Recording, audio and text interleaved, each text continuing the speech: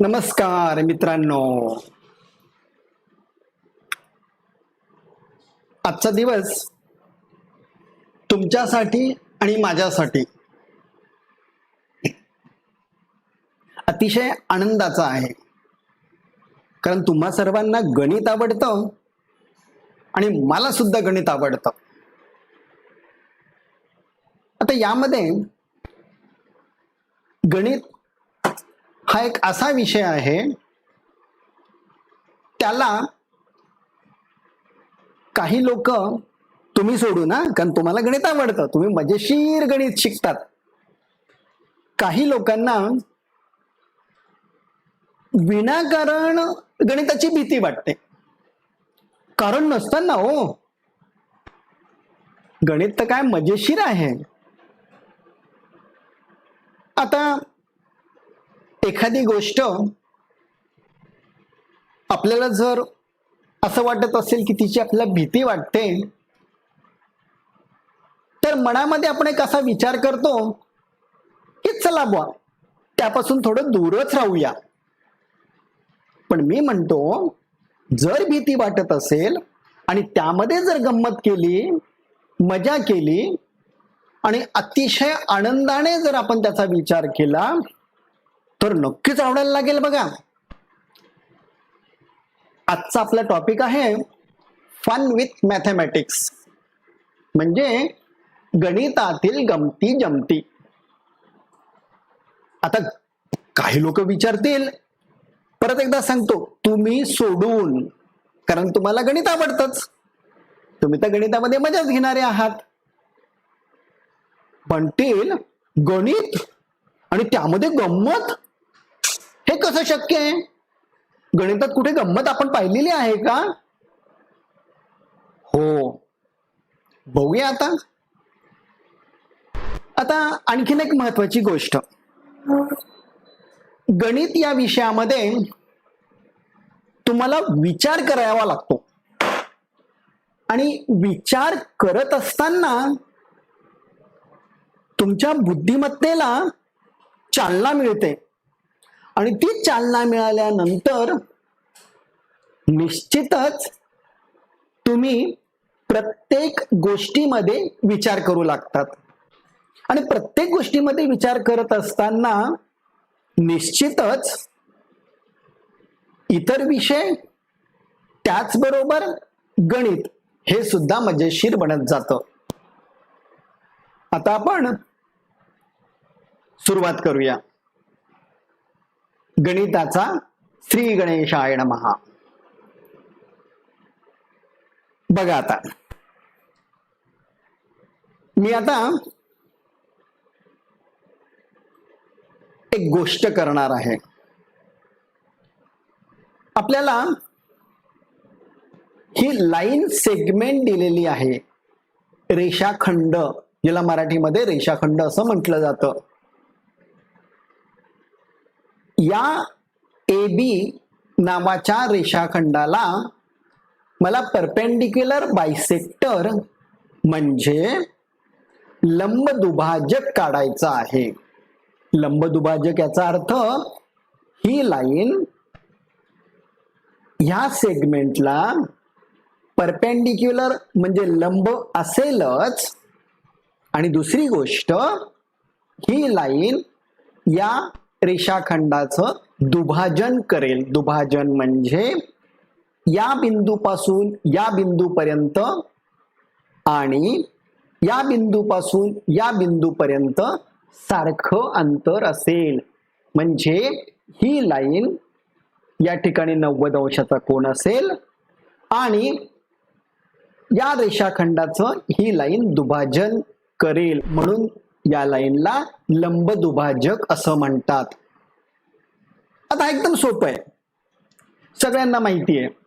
या रेषाखंडाला लंबदुभाजक काढत असताना माझ्याकडे हा पेपर असेल, ही लाईन सेगमेंट असेल, आणि या लाईन सेगमेंट बरोबर माझ्याकडे कंपास असेल. कंपास मध्ये मला निम्म्यापेक्षा जास्त अंतर घ्यावं लागणार आहे अंदाजे. इथून समजा इथपर्यंत घेतलं, इथून समजा इथपर्यंत घेतलं, असं ते लंबदुभाजक त्या कंपासमध्ये लंबदुभाजक काढण्यासाठी मला निम्म्यापेक्षा म्हणजे अर्ध्यापेक्षा जास्त अंतर घ्यावं लागेल. आता प्रश्न असा आहे, आता कोणतीही गोष्ट तुम्ही शिकत असताना नेहमी क्युरियस राहायचं. आता या ठिकाणी आपल्याला असं विचारलं जाईल की या निम्म्यापेक्षा या रेषाखंडाच्या निम्म्यापेक्षा जास्तच अंतर घ्यायचं. आता या पूर्ण वाक्यामध्ये जास्त हा शब्द महत्वाचा आहे. आता त्या जास्तच्या ऐवजी उलटा शब्द आपण वापरला, कमी. निम्म्यापेक्षा कमी अंतर असेल तर काय होईल बघूया. आता समजा मी इथून इथपर्यंत अंतर घेतलं कंपासमध्ये, मग इथून कंपासचं पोलादी टोक इथं ठेवलं आणि पेन्सिल टोकाने मी इथं आर्क मारला. तर हा आर्क करत असताना हा आर्क इतका येईल कारण की निम्म्यापेक्षा कमी अंतर आहे. बी पासून ते सेम केलं मी तर तो इथं येईल. मग हे दोन्ही असे सर्कल तयार होतील जे की एकमेकांना छेदणार नाहीत, त्यांचं इंटरसेक्शन होणार नाही. मग जर इंटरसेक्शन होणार नसेल तर आपल्याला हे दोन पॉइंट कसे मिळतील हा एक प्रश्नच आहे ना. म्हणून या ठिकाणी मला याच्यापेक्षा निम्म्यापेक्षा जास्त अंतर घ्यावं लागणार आहे. आता हा एक प्रश्न सुटला. म्हणजे यामध्ये आपण किती क्युरियस आहोत, कशा प्रकारे विचार करू शकतो हे जाणून घेत असतानाच तुम्हाला बेसिक कॉन्सेप्ट म्हणजे मूलभूत गोष्टी समजून मिळतात. तर समजून घ्यायची ह्या गोष्टी. आता तुमच्याकडे निम्म्यापेक्षा जास्त अंतर आहे. मग ह्या बिंदूवर कंपासचं पोलादी टोक ठेवून तुम्ही हा आर्क मारला. हा आर्क आपण मार्क केला. अगदी तसंच बी पॉइंटवर पोलादी टोक ठेवून तुम्ही दुसरा आर्क तयार केला जो असा आहे आणि ह्या दोन आर्कला इंटरसेक्शन झाल्यामुळे आपल्याला हा एक पॉइंट मिळाला. एक्झॅक्टली सेम वे मला खालच्या बाजूला ए वर पोलादी टोक ठेवून हा आर्क काढायचा आहे. डिस्टन्स मी बदलणार नाही. सेम डिस्टन्स घेऊन ए पासून हा आर्क आणि बी पासून हा आर्क असे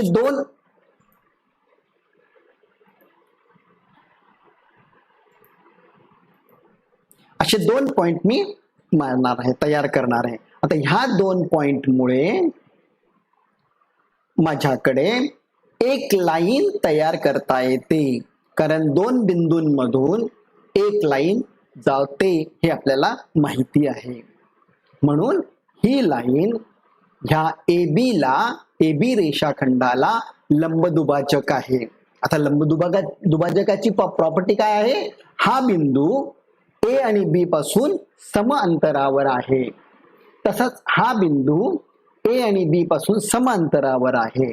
एक्झॅक्टली सेम वे हा बिंदू सुद्धा ए आणि बी पासून सम अंतरावर म्हणजे सारख्या अंतरावर आहे. हे झालं याच्यातलं गणित. आता यामध्ये आपण वेगळी गंमत करूया. मी ती रेषाखंड अशी खाली काढली, पेपरच्या बॉटम भागामध्ये काढली, खालच्या भागात काढली, जेणेकरून मला इकडच्या बाजूला आर्क करता येणार नाही, कंस करता येणार नाही. आता बघूया, जर असं असेल तर मी कशा प्रकारे लंबदुभाजक काढायचं. जेव्हा माझा हा ब्लॉग इंटरनेटवर पब्लिश झाला तेव्हा मला खूप मजेशीर प्रश्न विचारले गेलेत. खूप जणांनी सांगितलं की हा रेषाखंड जो बॉटम साइडला आहे, पेपरच्या खालच्या बाजूला आहे, तर हे चुकीचं आहे, आपण याला लंबदुभाजक काढू शकत नाही. आता गंमत अशी आहे की लंबदुभाजकाची जी प्रॉपर्टी आहे, गुणधर्म आहे, तो आपल्याला लक्षात घेतल्यानंतरच आपल्याला याच्यातलं बेसिक कॉन्सेप्ट समजू शकेल. आता आपण अशा प्रकारचं लंबदुभाजक काढायचं झालं तर कसं काढणार? प्रॉपर्टी काय आहे की लंबदुभाजकावरील प्रत्येक पॉइंट म्हणजे प्रत्येक बिंदू हा या रेषाखंडाच्या अंत्यबिंदूपासून समदूर असतो. जर तो समदूर असेल तर मी अशा प्रकारे सुद्धा काढू शकतो. म्हणजे खालीच या रेषाखंडाच्या खालीच काढायचा काय आग्रह आहे, मी वरती सुद्धा तो काढू शकतो. म्हणजे ए मध्ये पॉइंट ए वर कंपासचं पोलादी टोक ठेवायचं, कंपास मध्ये निम्म्यापेक्षा जास्त अंतर घ्यायचं अंदाजे, मग हा एक आर्क तयार होतो, बी वर ठेवायचं, हा दुसरा आर्क तयार होतो. म्हणजे मला हा एक पॉइंट मिळाला. कंपास मध्ये थोडं अंतर वाढवलं की ए पासून हा आर्क तयार होईल, बी पासून हा आर्क तयार होईल. हे दोन पॉइंट मला मिळतील आणि या दोन पॉइंट पासून मी लंबदुभाजक काढू शकेल. आता जर असं असेल तर या ठिकाणी मी एका महत्वाच्या प्रॉपर्टीचा उपयोग केलेला आहे.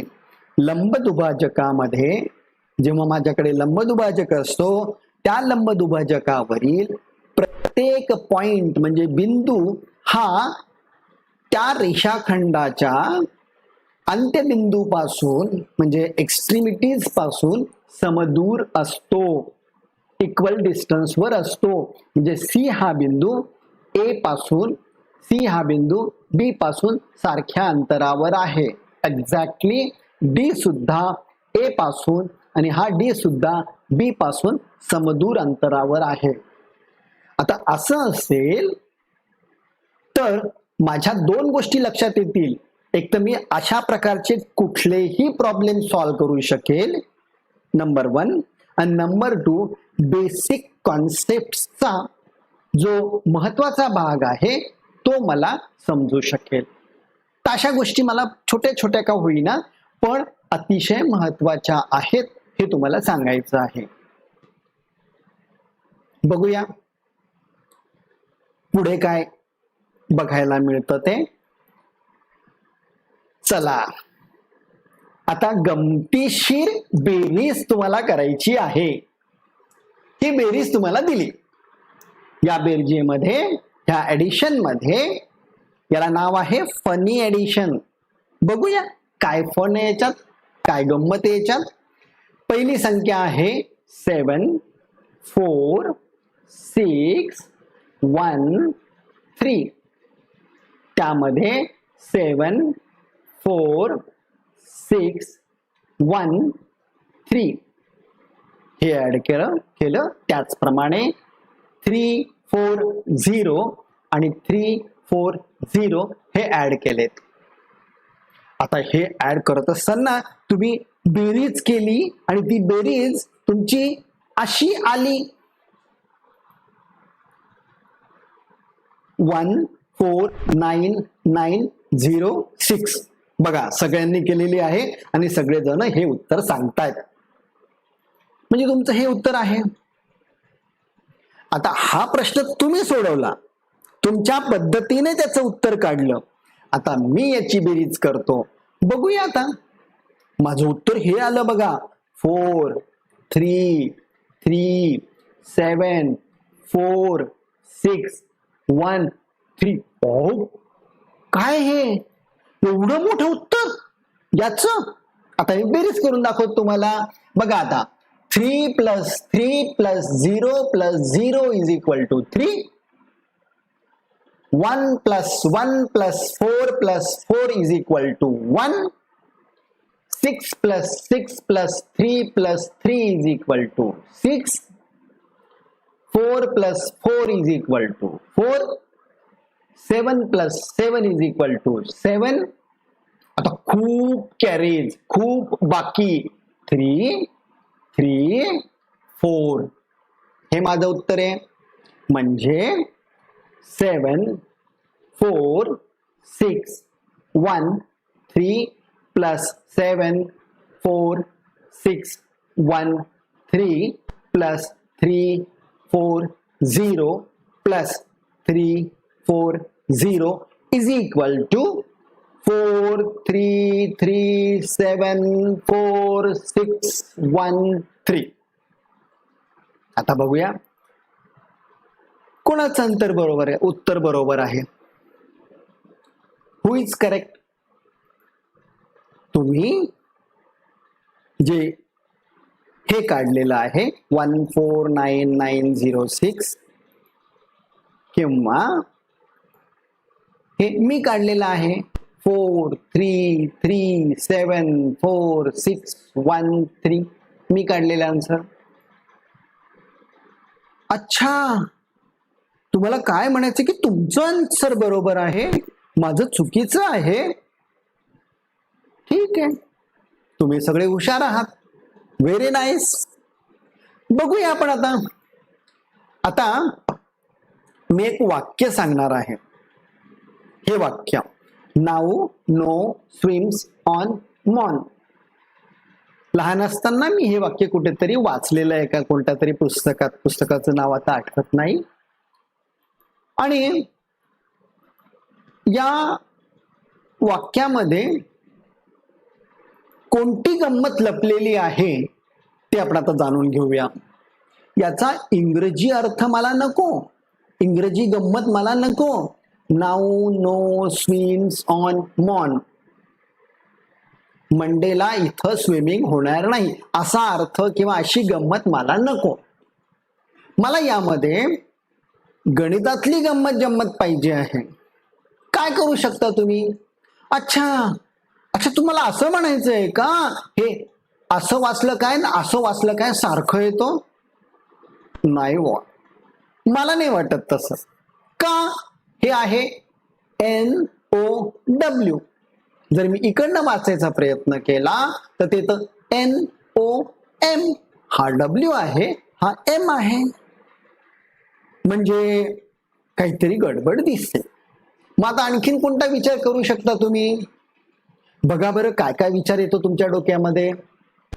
मला माहिती आहे सगळ्यांना हे जमणार आहे, कारण आजपासून आणि आज सगळ्यांना गणित आवडतंय. जे हा व्हिडिओ बघतायत, जे हे लाईव्ह लेक्चर ऐकतायत, त्यांना सगळ्यांना गणितातल्या गमती आवडतात. आणि गणित आवडतं हे आत्ताच आपण पाहिलेलं आहे. म्हणून इतर विषय सुद्धा आवडतील. तर सगळ्यांनी याचं उत्तर काढलेलं आहे. आता बघू मला येतं का, मी पण प्रयत्न करतो. हे जर मी असं उलट केलं, बघा काय येतं. Now no swims on moan. अरे वा, गंमतच नाही का? उलट का वाचलं म्हणजे वरतून खाली वाचलं तरी सेम आणि खालून वरती वाचलं तरी सेम. म्हणजे मी माझं पेपर ज्याच्यावर मी हे लिहिलेलं आहे ती वही उलटी केली 180 डिग्रीने. त्याला अपसाइड डाऊन म्हणतात. वरची बाजू खाली घेतली, अशी पूर्ण रोटेट केली आणि रोटेट केल्यानंतर मी माझं आन्सर बघितलं तर ते वाक्य सेमच येतो. परत असं केलं मी, नाऊ नो स्विम्स ऑन मॉन. चला आता माझं गणित बघूया. मी हे गणित असं लिहिलेलं आहे. तुमची बेरीज तुम्ही बघितली. आता मी माझी बेरीज करून दाखवतो तुम्हाला, ज्याची मी सुरुवात करताना सांगितलं होतं की 74613 plus 74613 plus 340 plus 340 is equal to 4337461 एवढं येतं. बघूया आता याला काही करता येतं का. मी याच्या आधीची कॉन्सेप्ट वापरली, याला उलट केलं. बघूया आता उलट केलं तर काय होतं ते. हे ONE म्हणजे एक, ONE एक, EIGHT एट, EIGHT 8, 1 + 1 + 8 + 8 किती होतात? 18. EIGHTEEN.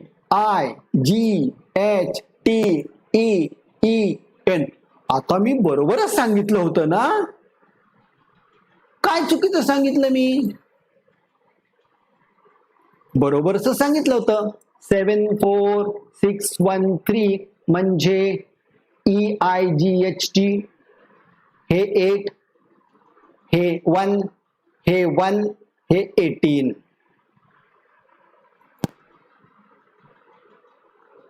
ONE1, ONE1, EIGHT 8, EIGHT 8. 1 + 1 + 8 + 8 मी लिहिलं होतं 18. 18 आहे की नाही गंमत? घाबरू नका, गंमत होती ती. तुमचंच आन्सर बरोबर आहे. तुम्ही जिंकलात. वाह, टाळ्या. किती मजा असते नाही? तुमचा आन्सर करेक्ट आहे, विसरू नका. फक्त ही मी केलेली गंमत होती. Fun with mathematics. चला, छान ना? आवडलं ना? Very good. पुढचं बघूया आता. आणखीन एक गंमत. 3 + 3 = 6. Oh sorry, no. 3 + 3 = 7. 3 + 3 = 7. हे माझं उत्तर आहे. करूया प्रूव्ह. प्रूव्ह करतो मी. प्रूव्ह केल्यानंतर बघू. आता आपल्याला ते माहिती आहे की -42 = -42. यात काही चुकीचं नाही. बरोबर आहे. Very good. आता या -42 ला मी 36 - 78 लिहिलेत. बघा, वजाबाकी करून बघा. -42 येतं. इकडच्या राईट साइडच्या -42 ला मी 49 - 91 केलं. दोघांची वजाबाकी केली की ती -42च येते. चेक करा. थांबतो मी 4 सेकंद. शाबाश. आता बघा, या 36 ला मी 6² लिहिलं. ह्या 78 ला मायनस साइन तशीच.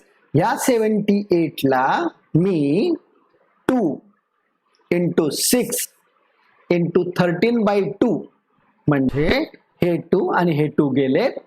13 × 6 78. त्याच प्रकारे या 49 ला मी 7² लिहिलं. ही मायनस साइन तशीच. ह्या 91 ला 2 × 7 × 13/2. 2 2 कॅन्सल. 13 × 7 बरोबर आहे 91. आता हे इक्वेशन आहे. इक्वल टू साइन म्हणजे हे इक्वेशन झालं. गणितामध्ये काय सांगितलं जातं? इक्वेशन मध्ये जर आपण एखादी संख्या मिळवली तर ती दोन्ही बाजूला मिळवावी लागते, तरच त्याला इक्वेशन म्हटलं जातं. मग मी आता या ठिकाणी 13/2 ब्रॅकेट स्क्वेअर हे दोन्ही बाजूला ऍड करतो. बघूया काय होतं ते. हे होतं 6². हे होतं -2. 6 13/2 प्लस इकडं मी 13/2 ब्रॅकेट स्क्वेअर ऍड केलं. त्याच प्रकारे हे इक्वल टू साइन.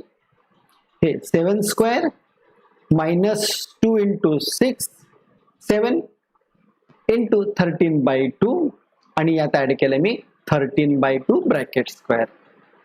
म्हणजे माझ्याकडे a - b bracket square = a²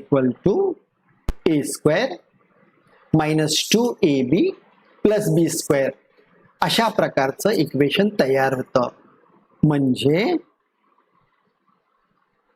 6² -2 × 6 × 13/2 + 13/2 bracket square. याच्या ऐवजी मी 6 - 13/2 ब्रॅकेट स्क्वेअर लिहू शकतो. त्याच प्रकारे याच्यासाठी मी लिहू शकतो 7 - 13/2 पूर्ण ब्रॅकेटचा स्क्वेअर. आता ह्या दोघांचं इक्वेशन आहे, हे जे इक्वेशन आपल्या समोर आहे यांचं मी स्क्वेअर रूट म्हणजे वर्गमूळ काढतो.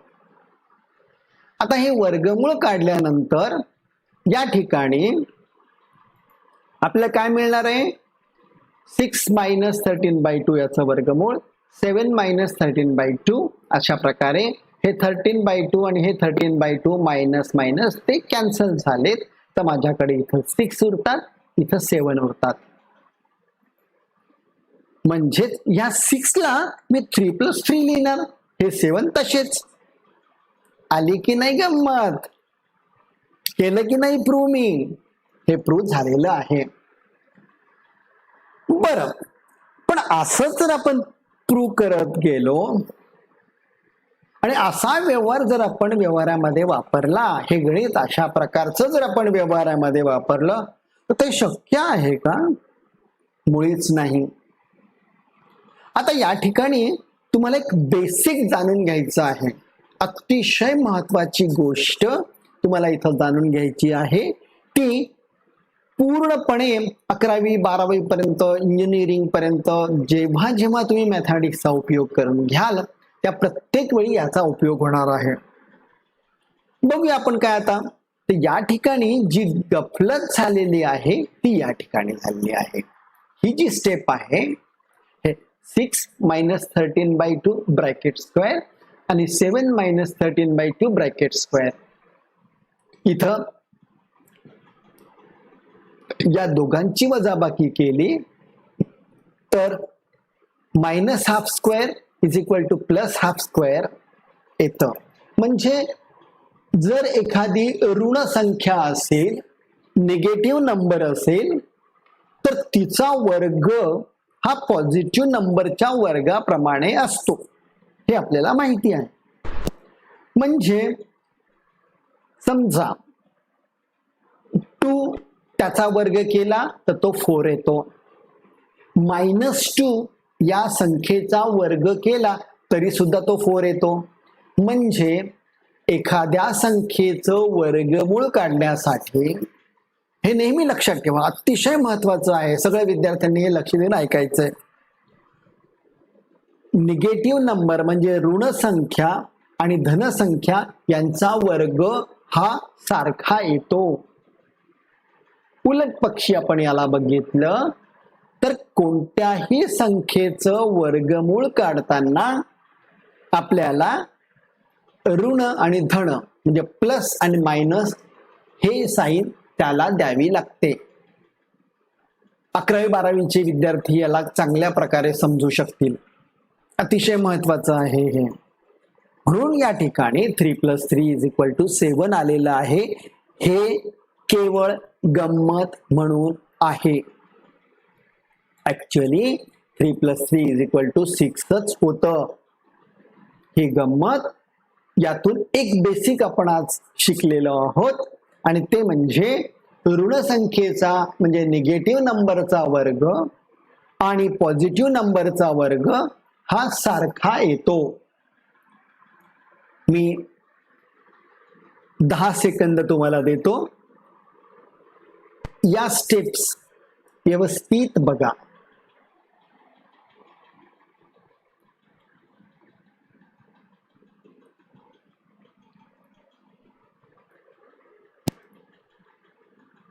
केवळ या स्टेपमुळे आपलं कॅल्क्युलेशन इथं अशा प्रकारे आलेलं आहे. नेहमी लक्षात ठेवायचं 3+3 = 6 फक्त. आता आपण मॅथमॅटिक्स मध्ये प्रॅक्टिकल करूया. केमिस्ट्री मध्ये प्रॅक्टिकल असतं, बायोलॉजी मध्ये डिसेक्शन करावं लागतं, प्रॅक्टिकल असतं, प्राणी वगैरे आपण बघतो, फिजिक्स मध्ये प्रॅक्टिकल असतं. आता गणितामध्ये सुद्धा आपण आता प्रॅक्टिकल करणार आहोत. बघूया आपण आता. आपल्याला माहिती त्रिकोणाच्या तिन्ही कोणांची बेरीज ही 180 डिग्री असते. आता हा त्रिकोण मी कागदाचा तयार केलेला आहे. हा एक्स अँगल, हा वाय अँगल आणि हा झेड अँगल. आता मी याला पहिला फोल्ड करतो, तो इथं आला.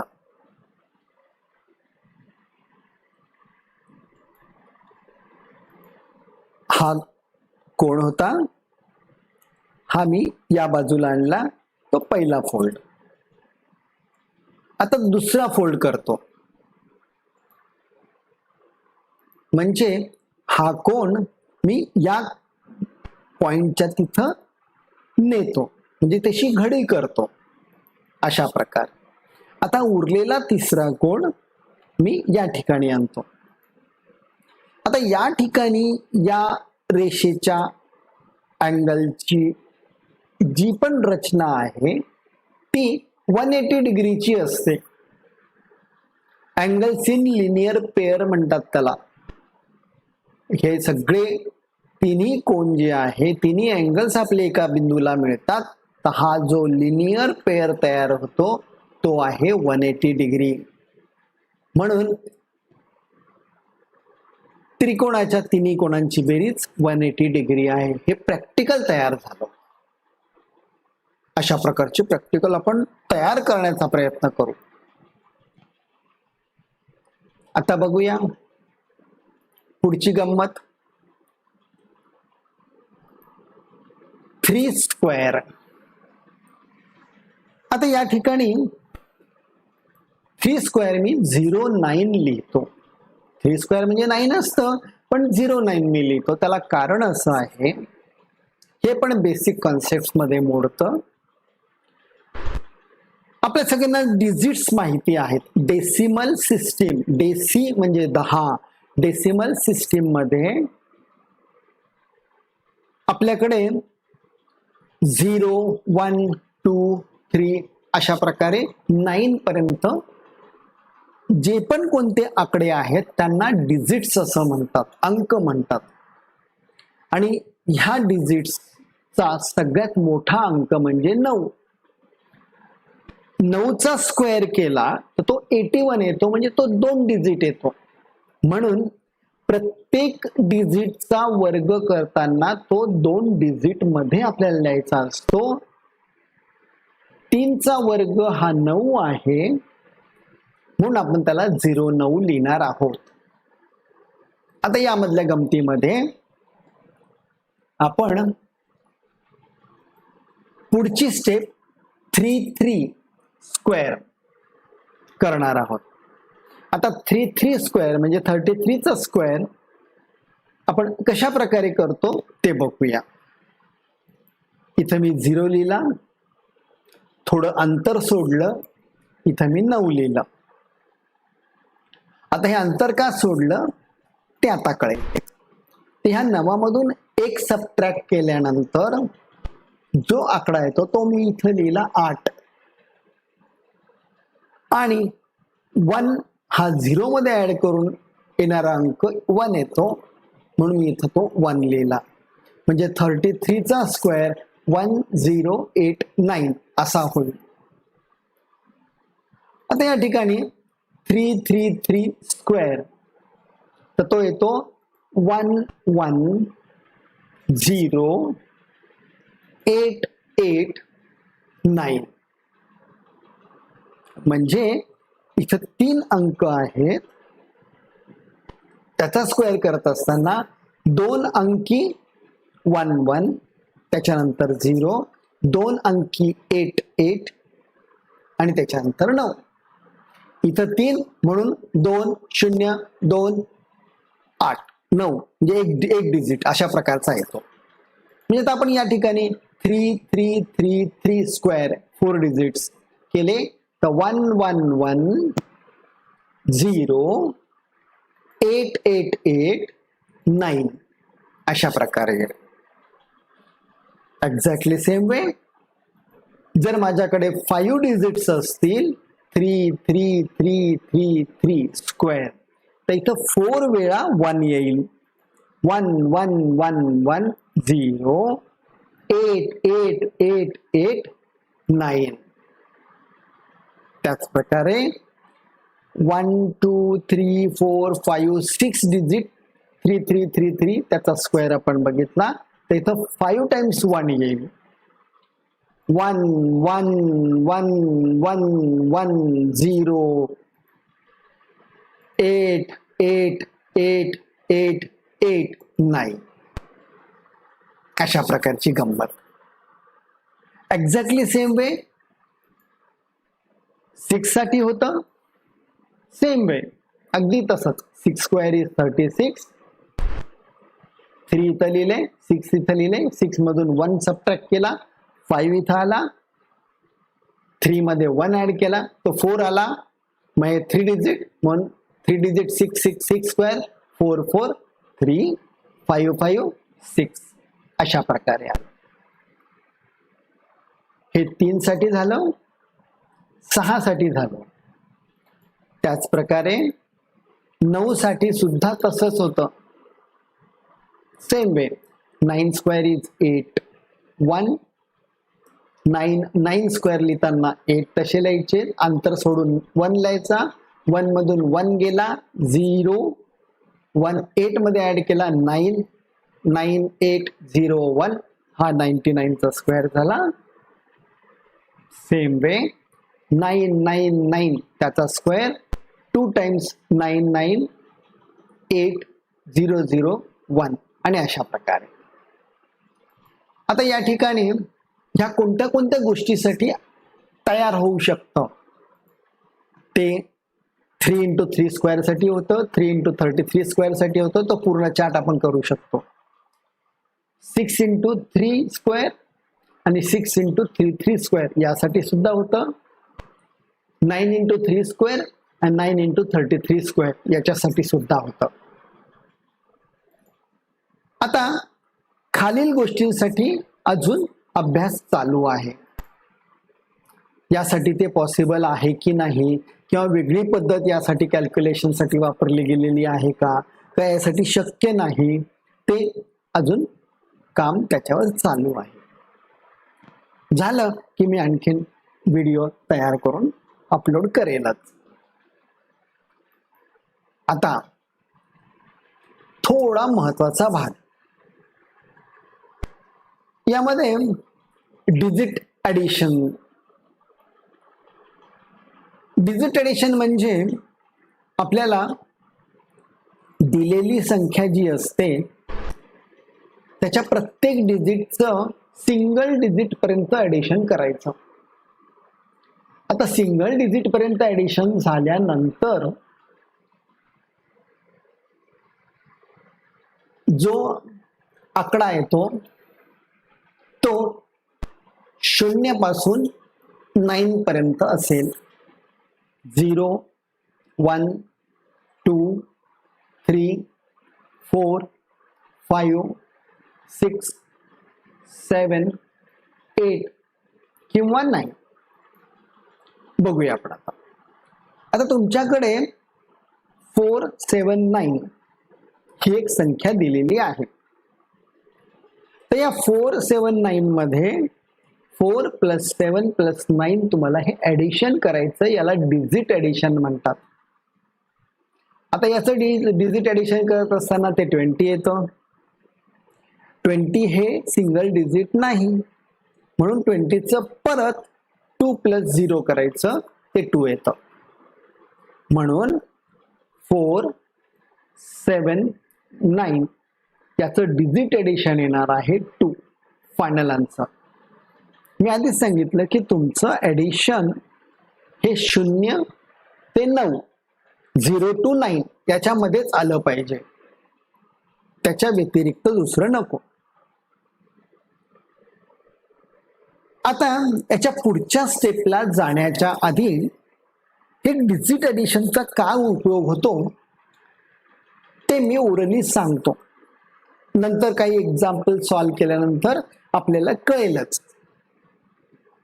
आता तुमचं कोणतंही कॅल्क्युलेशन फॉर एक्झाम्पल ॲडिशन असेल सबट्रॅक्शन असेल मल्टिप्लिकेशन असेल डिव्हिजन असेल स्क्वेअर असेल क्यूब असेल स्क्वेअर रूट असेल क्यूब रूट असेल, हे काढलेलं उत्तर तुमचं बरोबर आहे की नाही हे चेक करण्यासाठी ही सगळ्यात सोपी पद्धत आहे. आणि त्या सोप्या पद्धतीसाठी डिजिट ॲडिशनची आवश्यकता आहे. हे डिजिट ॲडिशन अशा प्रकारे केलेलं आहे. आता यामध्ये या संख्येचं ॲडिशन करत असताना 479 या नंबरचं डिजिट ॲडिशन करतो आपण असं बघूया. तर त्यामध्ये 4 + 7 + 9 20, परत 20चं 2 + 0 2, म्हणजे 2 स्टेप आपल्याला कराव्या लागल्यात. आणि ते केल्यानंतर आपल्याकडे 479चं डिजिट ॲडिशन हे 2 आलेलं आहे. आता यात आणखीन काही सोपी पद्धत आहे का ते प्रथम बघूया. आता यामध्ये जेव्हा केव्हा तुमची बेरीज ही 9 होते, ते 9 आकडा काढून टाकायचा. 9 आकडा काढून टाकायचा म्हणजे एक्झाम्पल बघू आपण आता. या 479 मध्ये 9 आहे, त्या 9ला 0 म्हणायचं. म्हणजेच 479 मध्ये 9ला 0 आपण म्हणलेलं आहे, म्हणून 4 + 7 एवढंच ॲडिशन आपल्याला करायचं आहे. आता 4 + 7 11 होतात. 11चं परत 1 + 1 = 2, म्हणजे तुमचे हे 2 आणि हे 2 सारखे आहेत. मी परत 5 सेकंद तुम्हाला देतो, पुन्हा एकदा बघा. 479,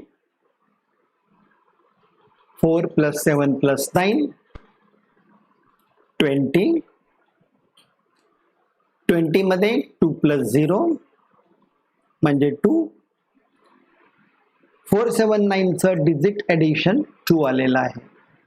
याला सोपी पद्धत, 9ला क्रॉस केलं मी, 9 म्हणजे 0, 9ला क्रॉस केलं तर 479 मध्ये 9 गेले तर 4 7 राहतात. तर 4 + 7 = 11, म्हणजेच 1 + 1 = 2. डिजिट ॲडिशन 2 आलेलं आहे. आता आपण एक एक्झाम्पल बघूया. मोठी संख्या आहे. 4 5 9 7 3 2 1. आता याच्यामध्ये जेव्हा 9 आले त्याला काढून टाकायचं. ते रेड कलरने मी दाखवलेले आहेत बघा. 4 5 9 होतात, सोडून द्या. हा 9 आहे, सोडून द्या. हा 7 आणि 2 9 होतात, सोडून द्या. उरले फक्त 3 आणि 1च, म्हणजे बाकी सगळे डिजिट गेले. म्हणजे हे डिजिट करत असताना आपल्याकडे फक्त 3 + 1 येतात. आता 3 + 1 म्हणजे 4, म्हणजे याचं डिजिट ॲडिशन 4 आलंय. परत 5 सेकंद तुमच्या करता.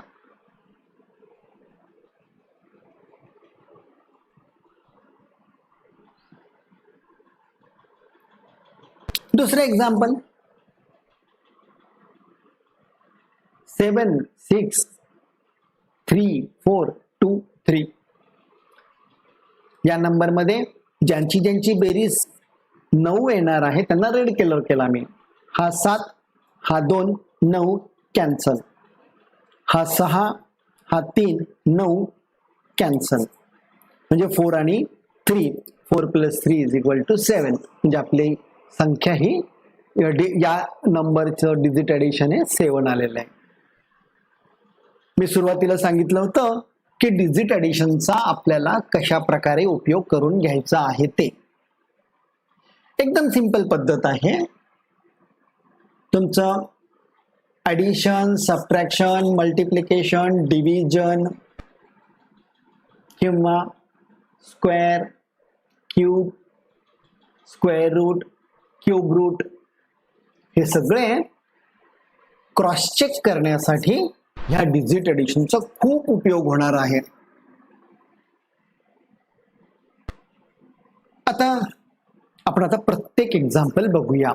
अतिशय महत्वाचं आहे, खूप मजेशीर आहे आणि खूप सोप्या पद्धतीने तुम्ही तुमचं कॅल्क्युलेशन चेक करू शकता, क्रॉस चेक करू शकता. बघूया आपण आता. ही बेरीज दिलेली आहे. आता ही बेरीज आपण केल्यानंतर आपल्याला हे बघायचं की याचं ऍडिशन हे एवढं येतं का, क्रॉस चेक करणार आहोत आपण. तर पहिली स्टेप, हे पूर्ण पहिला नंबर मी एका ब्रॅकेटमध्ये लिहिला, 9 4 3 2, 9 4 3 2. 9 ऑलरेडी गेले, सुरुवातीलाच आहेत ते काढून टाकलेत.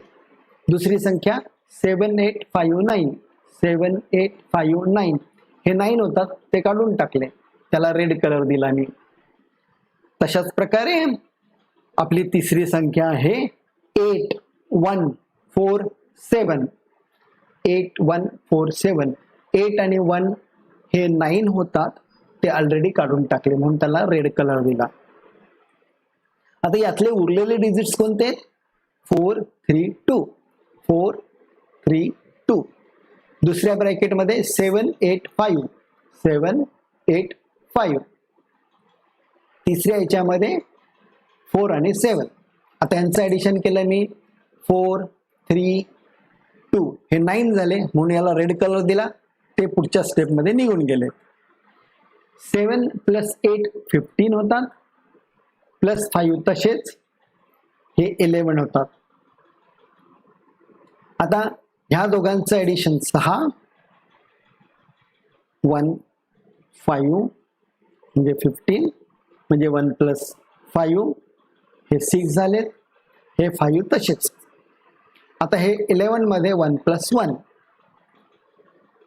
आता पुढची स्टेप, 6 + 5 11 होतात, 1 + 1 2 होतात. आता हे 1 1 म्हणजे 11, 1 + 1 या ठिकाणी येणार, हे 2 तसेच, 1 + 1 = 2 आणि हे 2 तसेच, 4. म्हणजे या भागाची डिजिट ऍडिशन जे आहे ते आपलं 4 आलेलं आहे. आता आपल्याला याचं क्रॉस चेक करायचं. यामध्ये 2 5 4 3 8, 2 5 4 3 8. आता हे 5 आणि 4 कॅन्सल झाले कारण त्यांचं 9 येतं ऍडिशन. मग आपल्या नेक्स्ट ब्रॅकेटमध्ये 2 + 3 + 8 येणार. 2 + 3 5 येतात, हे 8 येतो. आता हे 5 + 8 म्हणजे 13, 13 म्हणजे 1 + 3 म्हणजे 4. हे 4 आणि हे 4 सारखे सेम आलेत म्हणून आपलं हे ऍडिशन करेक्ट आलं. आपण फक्त क्रॉस चेक केलेलं आहे. मी पुन्हा पुन्हा सांगतो, ही पद्धत क्रॉस चेक करण्यासाठी आहे. मी 5 सेकंद देतो, तुम्ही पुन्हा एकदा बघा.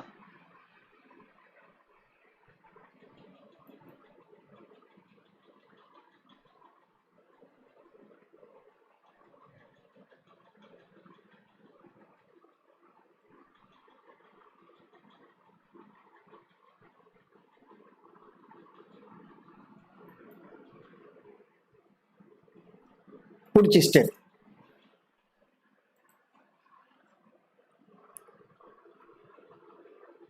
सबट्रॅक्शन बघूया आपण आता. 5 7 4 2 3 5 मायनस 3 1 2 6 8 7. या दोघांचं सबट्रॅक्शन 2 6 1 5 4 8 होतं. या स्टेपवरून त्याचं ऍडिशन मध्ये कन्वर्ट करा.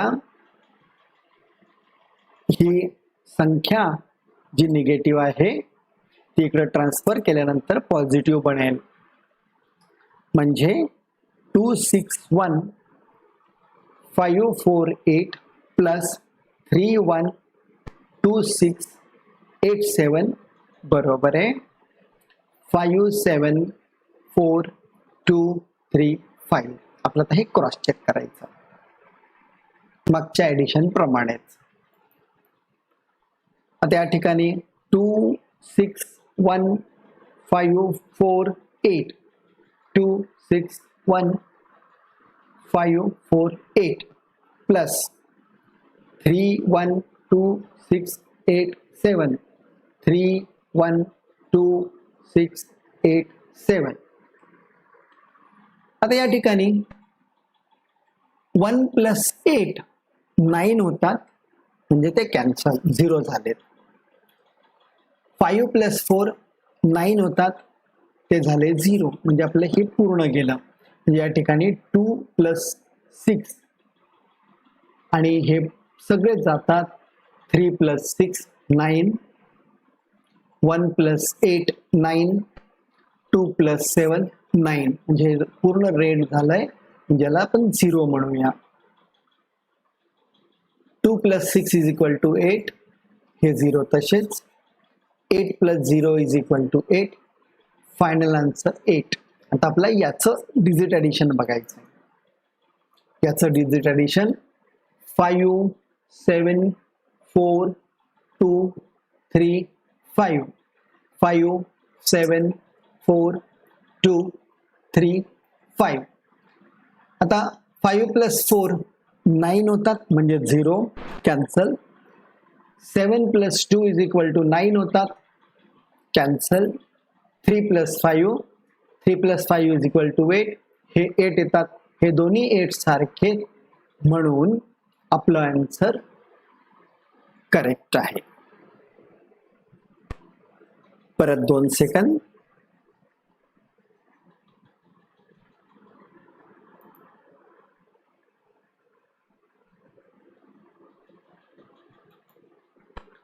आता याचा स्क्वेअर बघूया.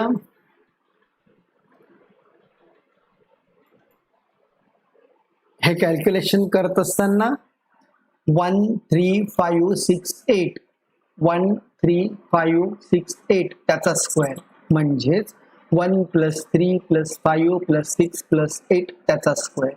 आता हे 1 प्लस 8 9 होतात कॅन्सल करा. हे 3 प्लस 6 9 होतात कॅन्सल करा. 5 उरतात 5 स्क्वेअर 5 स्क्वेअर 25 आणि 25 म्हणजे 2 प्लस 5 इज इक्वल टू 7. आता ह्या पूर्ण मोठ्या संख्येचं डिजिट ॲडिशन बघूया. 1 8 4 0 9 0 6 2 4 1 8 4 0 9 0 6 2 4. आता 1 प्लस 8 9 झाले कॅन्सल करा. हे 9 झाले कॅन्सल करा म्हणजे 4 प्लस हे 6 प्लस हे 2 प्लस हे 4. आता याचं डिजिट ॲडिशन बघूया आपण. आता 4 प्लस 6 म्हणजे 10 झालेत. हे 2 प्लस 4 हे 6 झालेत. 10 प्लस 6 10 म्हणजे 1 प्लस 0 1 हे 6 तसेच 1 प्लस 6 इज 7 हे 7 आले हे 7 आले. आहे की नाही करेक्ट. आता हे दोन्ही सारखे म्हणून आपलं हे कॅल्क्युलेशन निश्चितच बरोबर असेल. परत 2 सेकंद.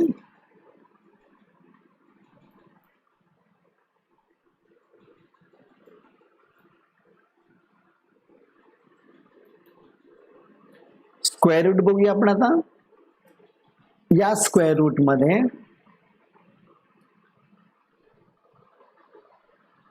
जेव्हा स्क्वेअर रूट दुसऱ्या बाजूला जातं तेव्हा ते वर्ग बनतं स्क्वेअर बनतं. म्हणजेच 1437 त्याचा स्क्वेअर बरोबर 206469 एवढा येतो. म्हणजे तो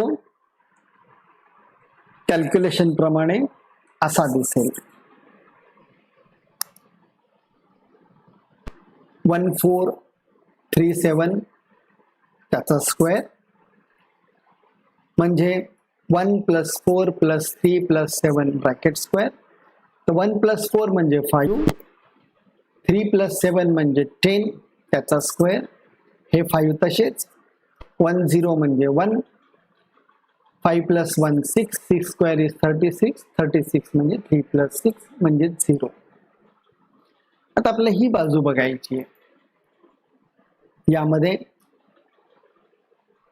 206469 206496 नाही.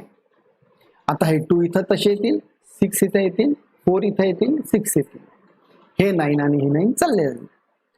आता 2 + 6 = 8, 4 + 6 = 10, 8 तसेच, 1 + 0 is 1, 8 + 1 is 9, 9 म्हणजे 0, हे 0 आणि हे 0 सेम, म्हणून आपलं कॅल्क्युलेशन करेक्ट.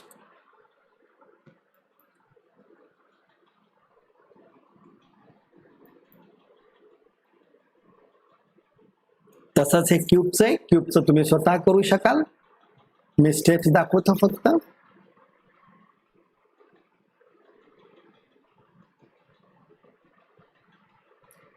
टू 4 3, 2 + 4 + 3,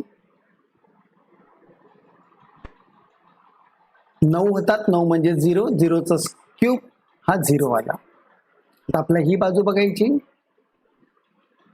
1 4 3 4 8 9 0 7, 1 4 4 कॅन्सल, हे 9 कॅन्सल, 3 + 8 + 7, 3 + 8 11 + 7, हे 2, हे 7, ॲडिशन इज 9, 9 म्हणजे 0, हे 0 आणि हे 0 सेम, म्हणून आपला आन्सर करेक्ट. तसंच क्यूब रूट साठी आहे. क्यूब रूटला क्यूब मध्ये कन्वर्ट केला. 1 सेकंद देतो मी, तुम्ही स्वतः करू शकाल. हे खूप सोपं आहे.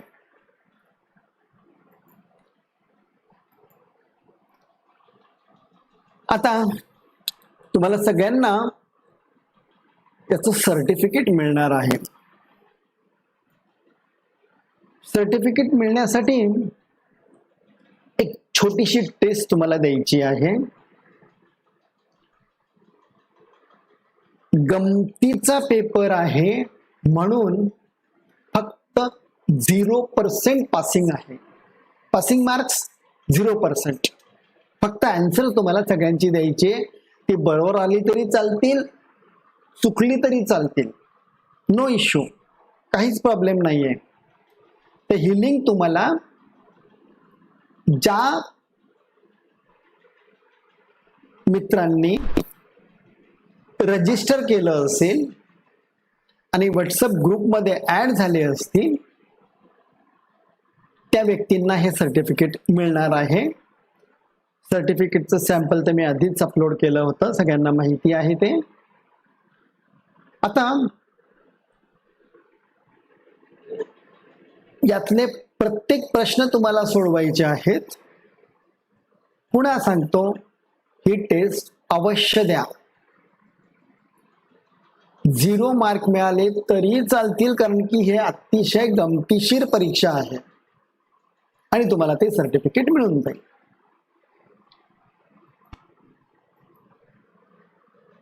हा व्हिडिओ ऐकला आणि तुम्हाला आवडला असेल तर त्याला लाईक करा, शेअर करा, माझ्या YouTube चॅनलला सबस्क्राईब करा आणि बेल आयकॉनला हिट करा, ज्यामुळे आता याच्या पुढचे कोणतेही व्हिडिओ मी जर अपलोड केले तर सगळ्यात प्रथम तुम्हाला त्याची माहिती मिळेल. Thanks for watching. एक मिनिट फक्त थांबा. या ठिकाणी माझी ही 2 वेबसाईट्स आहेत, sevenpute.com आणि ही ब्लॉगची साईड आहे anilsevenpute.blogspot.com. याला नक्की भेट द्या, तुम्हाला खूप मजेशीर माहिती मिळेल. ट्विटर, इंस्टाग्राम आणि पिंटरेस्ट यावर मला फॉलो करा. हे माझं YouTube चॅनल आहे. याची सगळी माहिती तुम्ही जॉईन झालेल्या व्हॉट्सअप ग्रुपवर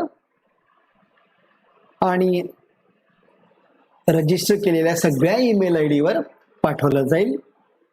तुम्ही नक्की सबस्क्राईब करा आणि प्रत्येक व्हिडिओ जर आवडला तर शेअर करा. हे लिंक्डइन अकाउंट आहे, याला तुम्ही कनेक्ट होऊ शकता. मला फेसबुकवर तुम्ही लाईक करू शकता. आणि अतिशय महत्त्वाचं, 7 पुतेज मॅथ्स फन क्लब ज्याच्या मार्फत हे लेक्चर आयोजित करण्यात आलेलं आहे, त्याच्या ह्या 3 सोशल मीडिया प्लॅटफॉर्म आहेत. फेसबुक आहे, व्हॉट्सअप ग्रुप आहे आणि टेलिग्राम आहे. यापैकी कुठल्याही एका याच्यावर तुम्ही जॉईन होऊ शकता. आणि जॉईन झाल्यानंतर प्रत्येक वेळी तुम्हाला अतिशय महत्त्वाच्या गमती जमती आणि महत्त्वाच्या गोष्टी ऐकायला मिळतील. आता एक महत्त्वाची गोष्ट म्हणजे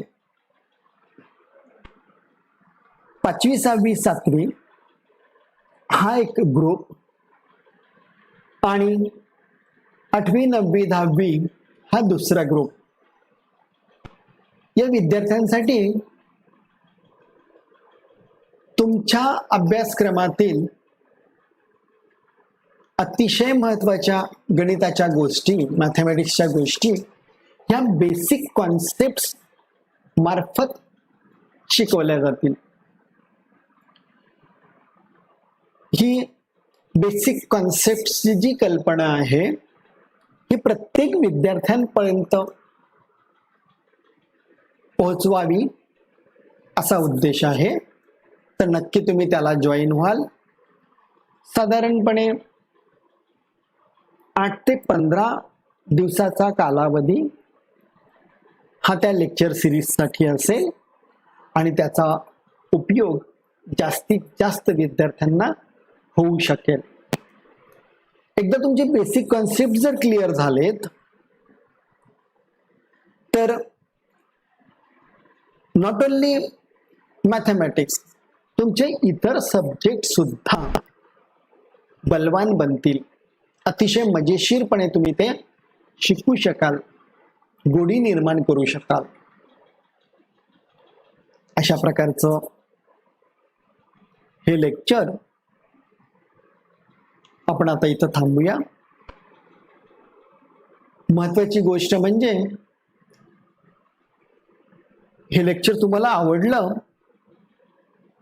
तर YouTube चॅनलला नक्की लाईक करा, शेअर करा, चॅनल सबस्क्राईब करा आणि बेल आयकॉनला क्लिक करा. खूप खूप आभार. मनापासून बिग थँक्यू. थँक्स.